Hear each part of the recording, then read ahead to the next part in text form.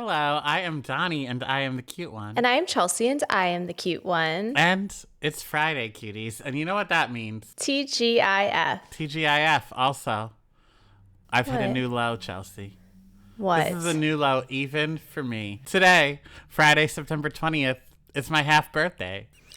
Thank you for tuning in, cuties. Talk to you later. Love you like a sister. Bye. Now, that's nothing I've ever kept track of, but today I got an email from Chipotle saying I get a free lemonade, and I said, is this something I should be keeping track of? And you know, tonight is famously the night I'm going to the Disney rave. So I was like, did I plan this half birthday event without even knowing? Tonight really is sneaker night. It's sneaker night, and God help us all if we're going to have to start celebrating Donny Appreciation Half Month. But I will say, my best friend did get married on purpose on her half birthday, lest it didn't work out. And maybe she's born with it. Maybe she manifested it. Maybe she knew the person she was marrying was a piece of shit because now they're divorced and it doesn't matter. She gets to still celebrate her half birthday. Shout out to you, like Ashley. That. There were too many numbers that were similar when I got married, so I always forgot my anniversary anyway. So I think I'll be okay. It was November 10th. 2015. 11/10/2015. Yeah, so with a 15, a 10, and an 11, it's like... I had the same thing. Mine is 10/16/15 or 10/15/16. I never know. Who knows? Chelsea, I want to tell you two little things. First, I started working out this week, and who knows how long that will last. This is the 8th time this year I started working out, but I started working out this week, and when I was done, I really was feeling myself. So I took a little thirst trap in front of the mirror. I sent it to you because it is vulgar, and I didn't mean for it to be. Am I allowed to talk about your growing penis? Yeah. So all along, Donnie's been catfishing all of us, telling all of us that he has a tiny little ding-dong. But then recently, he's been telling me, hey, wait a second. As Stella gets her groove back, so does the ding-a-ling. He feels like it's a new beginning, to quote Ramona Singer. He's going to throw his own new beginnings party for his penis. And so I was so nervous because I was at work, Donnie. I do have a day job, and I got a text message from you that said, little dick who? That is what it said? Yeah, little dick who. I took a moment before I opened my iMessage app, and I prayed. And I don't know what I believe in. I'm agnostic. I don't know. I prayed to the good Annie Camden, and I said, please don't let this be a dick pic. And it wasn't, but it was adjacent. It was a very vulgar photo, Donnie. So vulgar. But I looked so cute in it that I wanted to post it on Instagram, so then I had to put that emoji over top of it. I liked that you put the emoji. It leaves a little imagination. Thank you. Cuties, if you don't want to imagine, just know that it was big balls. Big balls. A moose knuckle is what you were missing. So vulgar. Carl Radke, who? All you needed was a pair of white pants, and you'd give that man a run for his money. And he has 3 balls, famously. So that means your 2 balls are working overtime. They sure are. Should God I bless. put the censored version on our YouTube page? Oh, yeah, let's do that. Okay, so if you're watching on YouTube, here it is. Wow. Wow. And you know what? We can put the uncensored one on the Patreon. I'm not hiding anything. That. Now, something I love is Big Brother. We've been covering it on the Patreon, and you've made it no secret how much you love Tucker. You've also made it no secret that you didn't want him on the podcast because you're afraid you will embarrass yourself, etc. No, let me be clear. I'm not going to embarrass myself. I told you I'm good at flirting because so rarely does a man pass the secret tests I've set up for them, that when Tucker has transcended from that Jim Carrey looking motherfucker to now my number one crush, he is almost to Luke Wilson territory. If we have him on the podcast, I will flirt with him. And I'm not going to embarrass myself. I'm going to make you uncomfortable. That wouldn't make me uncomfortable. A friend watched me blow someone, Chelsea. I wasn't that friend. Yeah, but I wouldn't care. That's just life. We're adults. Grow up. I went to the Big Brother pop-up in New York City viewing party. So it was the night of Quinn's eviction, and it was Tucker, Kenny, and Matt, Crazy Eyes, that were at the party as the special guests. So after the episode ended, I went up to Tucker and asked for a photo. He was very sweet, started talking about the episode, etc., etc. At this point, the episode had ended. That's the important part. So, Asa from Big Brother 23, she's the one that throws these parties. She paid for it to be on the rooftop from whatever time until the episode ended. So this is like 15 minutes later. They were clearly trying to kick us out, but nobody was moving. So then I started talking to him, and I was like, Tucker, can I tell you something? And he said, what? And I said, I would love for you to come on the podcast. I already messaged you about it when you were in the house, but my co-host, and I was going to tell him a charming little story of how you hate men. We were going to giggle over that, but then he transcended and you don't count him as a man anymore or something like that. But I said, my co-host hates men. And then he looked at me confused. And then the bartender was like, okay, everybody out, everybody out. So that's as far as I got. So I don't think he'll be on the podcast because all he knows about the podcast is my co-host hates men. Which honestly isn't a wrong elevator pitch for the podcast. It is true. The text that you sent me was, I was just telling him about you and then we got interrupted. And I said, LOL, stop, because I thought that it was a joke. But then I was like, no, Donny doesn't really joke like that. Like if he was texting me that, he was talking to him about me. And I was like, good God, what is he saying about me? Is he saying that I told Tucker he could have my butt? Because that was a text I once sent you. No, that's private. That's just between us gals. So Tucker, if you're listening, I do hate men, but good news for you, baby boy. I don't consider you a man anymore. You can have her butt. Yeah. I've had myself quite a week, Donny. Oh. So insert graphic here. It's time for my segment called Should I Get a Kitten? ?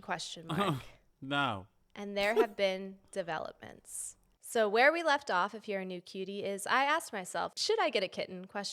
My coworker is fostering kittens through the ASPCA, mama kitten, and now 8 baby kittens have been born. One is a calico, so we know she's a girl, but the other ones, there are 3 black kittens and I don't know, math. The rest are gray kittens. Okay. So we don't know about the black kittens or the gray kittens, what gender they are, but I think we're going to get a kitten, Donny. And things are escalating because as I've done my research, as I've talked to cat people, I have been told that when adopting a kitten, 2 kittens are easier than 1 kitten. So I think that we are going to adopt 2 kittens. Oh, God.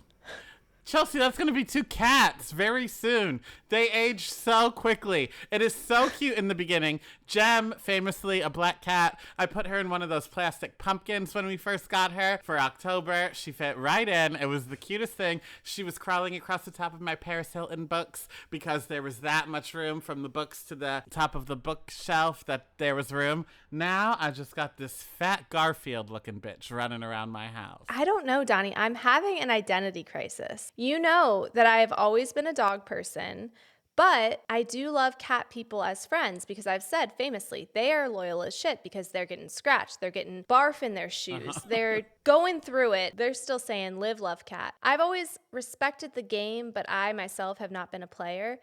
I'm out here reading what to expect when you're expecting a kitten books, Donny. What do they tell you? I mean, anytime I ask cat people, like, what should I know? Who should I be following? What should I be learning about before getting a kitten? All cat people laugh and they say, well, if you were going to read a book about it, it would say, give them water and clean out the kitty litter. But the mama cat is very cute. She is a calico and she has bright orange eyes like Halloween. But the problem is she's never been around dogs. So the foster mom doesn't think that we can adopt her. So I think we are going to adopt the 2 kittens. So nothing's set in stone. In 2 weeks, we meet the kittens. And then we go through the process where I guess the shelter comes and does like home visits and such. Make sure that, you know, I don't want to adopt Stuart Little instead. And then we'll go from there. Okay, so I have time to break this shit up, is what you're telling me. I don't know. Once I have my eyes set on something. Yeah, but your youngest daughter is a cat girl, right? I think so. She thinks so. I mean, she's never had a cat, but in her soul, she has always, from day one, been very, very vocal about how much dogs annoy her. And every time she sees a kitten, she says, there you are. That's my kind of pet. Okay, well, your oldest daughter likes horses, so I'm going to go in her ear and say, why does the younger one get what she wants? So then when she flips out, she's not going to get a horse, obviously, so that will just have to mean the younger one doesn't get a cat. Well, but if we get 2 kittens, I can brainwash her to say, look, and this one's yours and this one's hers. But Donny, I swear to beans, if you say that to my oldest daughter, you are not invited back, because she has been walking the perimeter of my backyard. She counted how many steps in each direction. She said, there's plenty of room for a stable back here. If you're subscribed to our Patreon, thank you so very much, because you are contributing to my oldest daughter's one-day horseback riding fund. I told her, I was like, baby, these are very expensive. I need to work so that we can pay for this. So anytime she sees me like editing the podcast, or every time I work evenings, so every time I leave for work, she goes, go on, mommy, go work so I can have horseback riding lessons. And I'm like, love you, baby.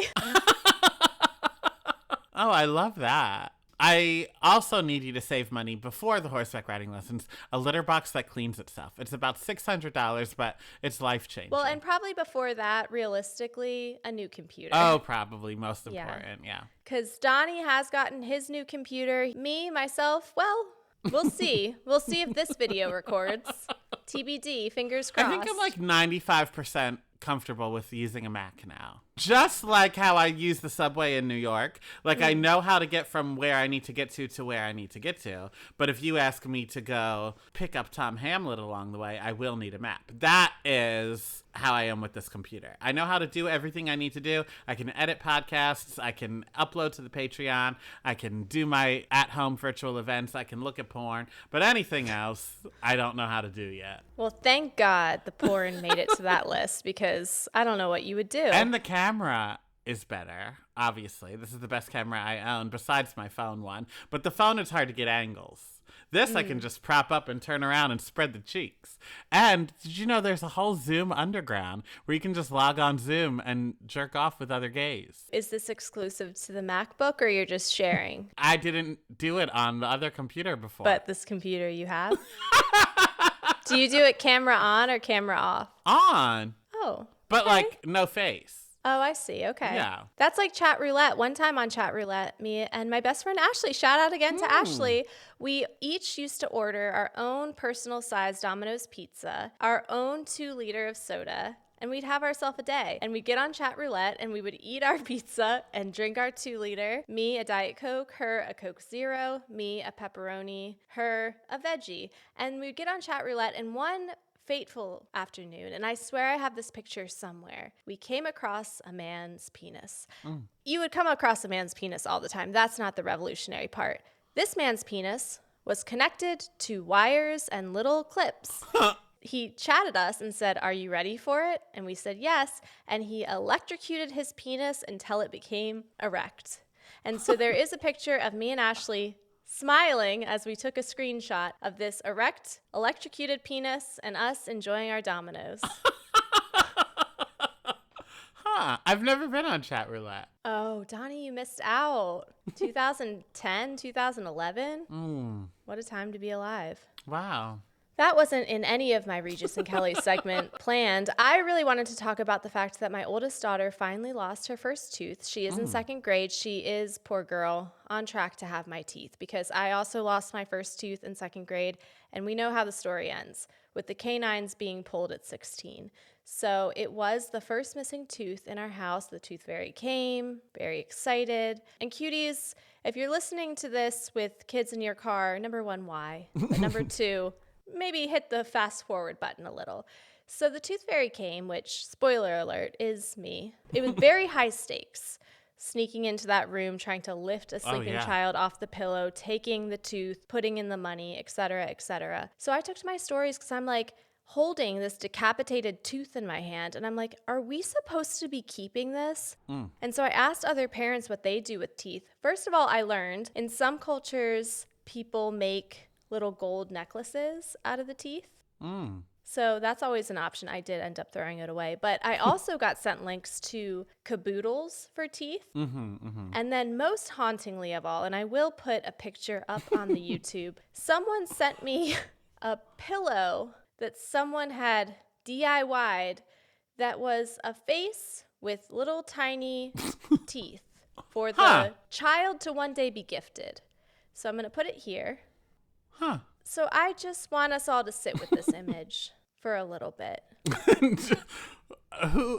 I want to know what child would want to be gifted this. Well, many of the people that DM'd me said, throw that shit away. And then they told their own horror stories of the various times, 18th birthdays, graduations, where their parents presented them with their baby teeth. No. And they were like, there's no right way to accept a tiny tray or a Ziploc baggie or loose baby teeth from yesteryear. The only way it would be okay is if it was just in your baby box. Not that caboodle. That's disgusting. Yeah. And I think that it's just capitalizing off of mom guilt, because if there's a caboodle on Amazon, then you as a mom, and I'm including myself in that, I did look at it and I was like, am I supposed to be doing this? Am I supposed to be keeping a caboodle of teeth? And then I had to look in the mirror and say, you know what? Even if this is what I'm supposed to do, this isn't my journey as a mother. I love that. Also, it wasn't until you talked about how high stakes doing the Tooth Fairy stuff was that I really realized. I think that was parents asking for it.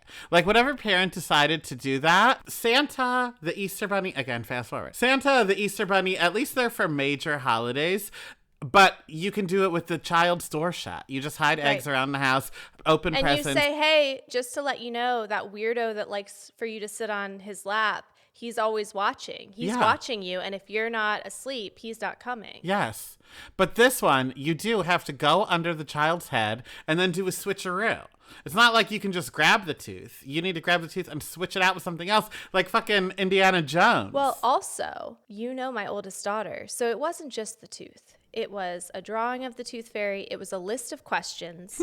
So it was also like loose paper underneath. So I did write her a letter back because my oldest daughter was very curious about, what are you going to do with my tooth? Which I think is a fair question. Yeah. And I value critical thinking in our house. Yes. So I was like, that is an important question. What are you doing with my tooth? So we said that Tootie the Tooth Fairy came. Tootie the Tooth Fairy couldn't fit the drawings in her purse, but she did think that this tooth was the perfect tooth to make an earring out of. So, cuties, if you want to see a picture of a pillow with teeth or my ball sack, there's two places you can go. YouTube and Patreon will show you all the balls in the world you want to see. So, two places. Take your pick. Choose your own adventure. So this week brought us the Emmys, Trump adding Taylor Swift to his burn book, Diddy being arrested and indicted, 90 Day Fiancé's Big Ed getting engaged for the fourth time, and a stadium-sized asteroid zooming right past Earth. And cuties, we recorded this before it did that. So that would be interesting.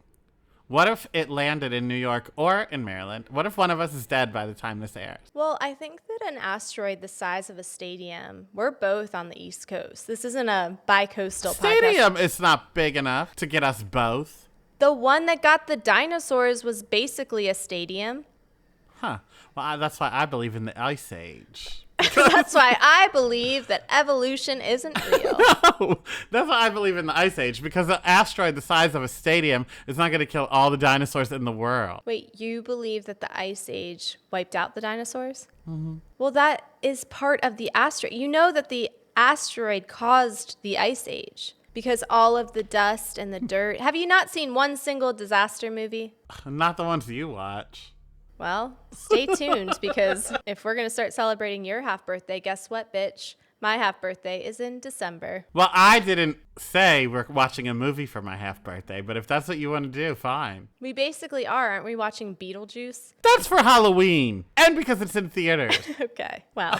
How dare. I want to talk about Pixar. Go for it. Pixar laid off 14% of their workforce in early 2024, just weeks before the release of Inside Out 2. So this meant that many of those who worked on Inside Out 2 wouldn't receive a bonus from the film's success. And the way that Pixar's pay is set up is they do not pay as well as other companies, but it's promised that if a film does well, then your bonus is going to more than compensate for that. They also talk about the fact that the work culture for Inside Out 2 was frantic and that it was basically grind, because they were saying that the success of Pixar rested on this movie because so many of their previous movies recently have been flops. So all of these people put in all of these hours and then got laid off and were not eligible for their bonus. And a previous employee said that most of the people who got laid off, and this isn't funny, but most of the people who got laid off from Pixar are definitely financially fucked. Oh. And this is kind of bleak, but I just think it's important to highlight the fact that Pixar is pieces of shit right now. So IGN spoke to 10 former Pixar employees about the company's layoffs and the largest crunch in studio's history to create Inside Out 2. Sources say that when Toy Story's spin-off, Lightyear, disappointed at the box office, Disney leadership put much of the blame on the film's same-sex kiss. So one source said Pixar leadership is uncomfortable with LGBTQIA themes, and this hesitance affected Inside Out 2. They recall hearing continuous notes to make Riley, the film's main character, seem, and I quote, less gay. So all of this is obviously toxic as fuck, but Pixar, baby girl. Do better. Is Riley Jodie Foster adjacent in it? Donny, Riley is a hockey player. She is a teenage hockey player who is obsessed with the high school captain of the hockey team, and she and the other hockey players dye their hair red together. Red streak. So as a former soccer player who felt a really special bond with my captain on my soccer team, who on tournaments dyed pink streaks in my hair along with my teammates, can I say, Pixar, oopsie kitty, drop the ball on that one. Riley's gay. It might take her till she's 30, but Riley's bisexual, baby. That is the plot they kept in? That was the less gay version? That's the less gay version. So I think there might have been scissoring. That was one of the Inside Out people. Gay Panic. Gay Panic shows up and is like, but I just love the idea that Disney and Pixar are so deeply uncomfortable with like one throwaway kiss on Lightyear. Can I just say, I've seen Lightyear. I've seen most Disney and Pixar movies. I have a 7-year-old and a 5-year-old. I am constantly looking for that next great Encanto adjacent film that's going to capture the hearts and souls of the family. Lightyear did not fail because there was a gay kiss. Lightyear failed because it was bad. Well, I'm not going to call a Keke Palmer film bad, but I will say it didn't hold up against the Inside Outs, the Encantos, the Frozens. I love that Disney and Pixar are so deeply uncomfortable with gay themes, and yet we're going to have a princess fucking a frog. No problem. Right. We're going to have Belle locked away, gyrating to a beast. What kind of beast? We don't know. I do need to say, the Candace Camerons of the world have families that they take to Disney World and stuff, but most of the people at Disney World are big old gays.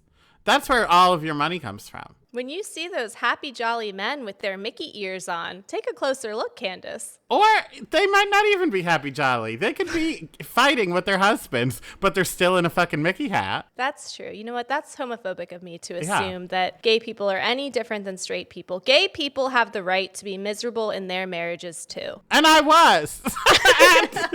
At Disney World, on my honeymoon, there was a fight on Main Street that happened. God bless. God bless. Candace Cameron, eat my ass. Yeah. And then come on the podcast. We'd love to have you. Now, there's not really a segue into this, Chelsea, but did you hear about the 8-year-old girl in Ohio that went missing? Is this a true crime story? No, even better. There was an 8-year-old girl from Ohio that went missing, and her parents, the last time they saw her was 7 o'clock in the morning. But also, twist, their car was missing as well. So we're like, oh my God, she was abducted, blah, blah, blah. So one of the neighbors was like, you can check our ring cam. So on the ring cam. Thank God for a police state where we're under constant surveillance. So they turned on the ring cam, and the 8-year-old girl got in the car and drove off herself. Iconic. The FBI got involved. The police got involved. They finally found the route that she had taken, about 30 minutes drive. She was in a different town. She made it? She made it. She did drive into one mailbox along the way, but besides that, she made it. Who among us hasn't? Which, that means her parents let her practice driving. 100%. Yeah. Yeah. All we needed to see was her parallel park between two cones, and I know that tale. They went to a CVS parking lot. They were giving her those hours prematurely. So she drove, catch this, to a Target where she spent $400 of her parents' money. And then when the police showed up, she was drinking a Frappuccino from Starbucks at Target. So Now, all of the reports that I've seen on it said that Target returned the money back to her. I don't know if they did like an exchange or just gave her the money back and everything she bought. This is for your duties today. I don't know. But they got all the $400 back. That is amazing. Amazing. I love that this 8-year-old was like, 3rd grade, not for me. I think I'd like to be a basic bitch my sophomore year of college, just out on the road, wind in my hair, to go to Target, Frappuccino in my bloodstream. I want to peruse what that crazy racist Joanna Gaines is up to today. She was shopping the Lauren Conrad collection. Now, I am mad this didn't happen in the 90s because this would have been turned into a Mary-Kate and Ashley movie in seconds. Oh, for sure. Well, we had those two bitches perusing Paris by themselves, giving me unrealistic expectations of what my family vacations were going to be like. No hunk with a Center Park ever approached me and put me on the back of his moped. The family has refused to like put her face in the news or make a statement or anything. So we don't know how the parents feel about it. But you said good for them. I know I need the parents to shut the fuck up and let this daughter be the new face of Target. Imagine her behind the wheel in a commercial. With a Frappuccino in one hand. And the Target dog out the back of the convertible. Yeah. Bullseye around the eye. That is top tier. That's camp. I also would like some interviews with the Target staff that let this 8-year-old girl check out with $400 worth of merchandise and also order a Frappuccino. It's very Home Alone too. Right. Like you look down and you just see bangs over the countertop and you're like, did you find everything okay today? They also said she didn't like fill up a cart and then do a $400 purchase. She would buy things a little bit at a time. I mean, honestly, smart. She was planning this. This was a heist. Yeah. She was scoping out her parents' house. Like, when can I get away with it? When can I leave the garage? I'm going to leave at 7 a.m. They think I'm going to the bus stop. Joke's on you, bitch. I'm going to Target. If I was the parent, and I had not been practicing with her, the first thing I would do is check to make sure she's really mine and not some Russian woman that switched out at birth. Because that is where my mind goes. This is orphan. Thank you for telling me that. I had no idea. And so when you texted me that your headline was going to be, you know, that 8-year-old girl, I was like, God bless. I've learned not to ask questions. I'll just learn about it when we're recording. She might be my cutie of the week, but I guess we can't nominate her twice. So let's move on to other cuties of the week. Sure. So my cutie of the week is Demi from The Secret Lives of Mormon Wives. I have finished the series. Oh. Top tier television. I can't say enough about it. And in fact, I literally can't say enough about it. I did go on the mix with Monty. I am having Kendrick on our Patreon. So by the time this episode comes out, Kendrick and I will have talked about it. I think I'm going on Dumpster Dive next week to talk about it. I cannot talk enough about the show, but Demi is a queen. She is one of a kind. She called out that Laura Ingalls Wilder wannabe Whitney. That Cindy Lou Who bitch needs to sit the fuck down and shut the fuck up and stop poking her husband in the butt with a spatula. Why should she do that? To stop him from farting? Quite literally no reason, Donny. I'll send you the footage. Real Moms of Bravo has the OG post. This was back when all of the original shit was breaking. She did this video with her husband who is the Muppet hair guy. Okay. And it's with the audio like, if I can't have him, no one can. She walks up and he's like leaning over a countertop with his butt out. And she takes a spatula and she rams it in his ass for no reason, no context. Like a dildo. Uh-huh. No context, no follow-up, just a 6-second TikTok of her ramming her husband in the ass with a spatula. Okay. So, my cutie of the week are two women that Big Brother and Traitors fans couldn't appreciate how great they were. So they're going back to where their placement on reality TV Mount Rushmore is recognized, and that is Survivor. Parvati and Suri are going to be on Australia versus the World. They're taking 3 people from Survivor Australia, but then 3 people from the United States one, 3 from like the Turkish one, 3 from all these places, and then it's like all-stars, but Olympic style. Mm-hmm. And Parvati and Suri are 2 of those women. Wonderful. And the Traitors just won an Emmy. They did. So for all those basic bitches out there saying, oh, they were mean at the end. MJ, shut up. MJ got an Emmy for it, honey. Well, I don't think she did. I think the casting people did. But her name will be recognized. She was on a show that won an Emmy. Yes. Can you say the thing? I can. You can?